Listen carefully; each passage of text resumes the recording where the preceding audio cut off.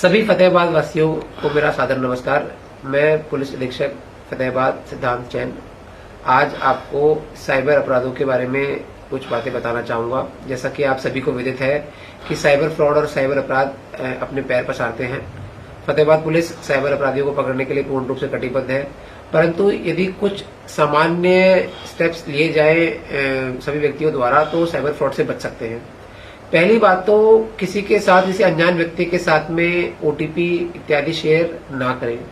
दूसरा, किसी भी प्रकार के अनर्गल कोई व्हाट्सएप ग्रुप हो गया या टेलीग्राम चैनल हो गया जिसमें इन्वेस्टमेंट की टिप्स दी जा रही हैं और आपको पैसे इन्वेस्टमेंट करने के लिए बताया जा रहा है और कोई अधिकृत आपके पास में लेटर नहीं है या कोई वेरीफाइड सोर्स नहीं है, तो इस प्रकार के टेलीग्राम या व्हाट्सएप के जो ग्रुप्स हैं जिसमें इन्वेस्टमेंट के बारे में बताया जाता है उनको ज्वाइन ना करें।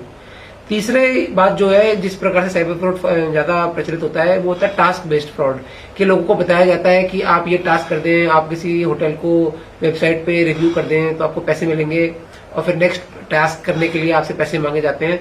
तो टास्क बेस्ड फ्रॉड आप इसमें बिल्कुल ना पड़े। इस प्रकार की जो पॉन्जी स्कीम्स होती हैं ये लोगों को मूर्ख बनाने के लिए इस्तेमाल की जाती हैं।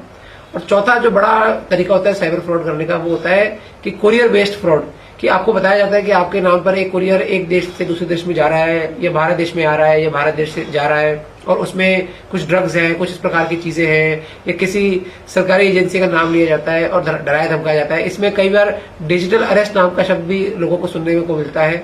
उसमें क्या होता है कि लोगों को बताते हैं कि आप अपने वीडियो कैमरा ऑन रखें। तो इस प्रकार के जो मेजर साइबर फ्रॉड हैं इनसे बचने के लिए आप किसी भी प्रकार का जो अनसॉलिसिटेड कॉल्स होती हैं या अनर्गल कॉल आती हैं इनको रिस्पॉन्ड ना करें। कभी भी किसी के साथ में भी कोई ऐसी कॉल होती है तो 1930 जो नेशनल साइबर क्राइम हेल्पलाइन है उस पर तुरंत कॉल करके आप सूचना दें।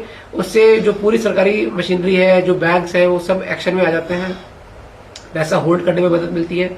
इसके अलावा एक बड़ी इंपॉर्टेंट बात है कि अपने फोन में, अपने कंप्यूटर में जो कुछ एपीके फाइल्स होती हैं, .apk फाइल्स, उनको कई साइबर फ्रॉडस्टर साइबर फ्रॉड करने के लिए बहुत इस्तेमाल करते हैं और वो डाउनलोड होने के बाद में आपके फोन का या आपके कंप्यूटर का पूरा कब्जा कर लेती हैं, वो उसको कंट्रोल कर लेती हैं। तो अनसॉलिसिटेड एपीके फाइल्स को कभी डाउनलोड ना करें। तो इस प्रकार की कुछ चीजें हैं जिसे साइबर सेफ्टी टिप्स से साइबर हाइजीन कहा जा सकता है। अगर इनको हम फॉलो करेंगे तो हम साइबर फ्रॉड से बच सकते हैं। बहुत बहुत धन्यवाद।